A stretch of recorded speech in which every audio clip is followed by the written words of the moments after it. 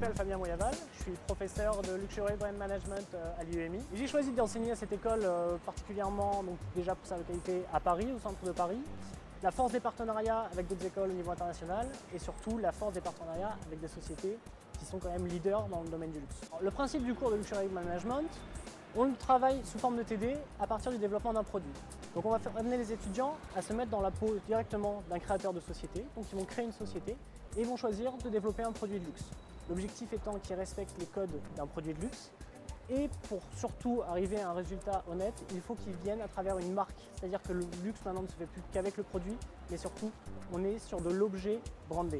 Donc en plus du produit, du sourcing, du développement et du pricing, on va venir apporter la force d'une marque et on va travailler un univers qui soit important et une identité de marque cohérente.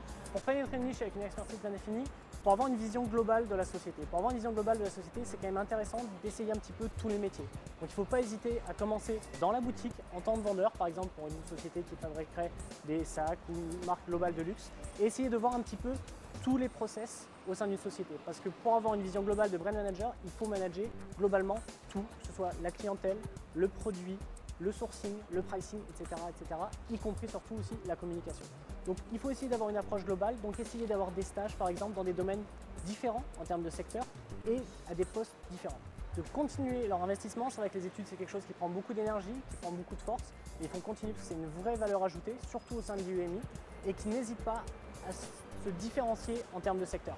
C'est-à-dire aller pour un stage de 3 mois, par exemple, chez un fabricant, un manufacturier de montres, puis passer dans les services, voilà, essayer de vraiment avoir une vision globale du luxe, d'avoir une connaissance globale du marché.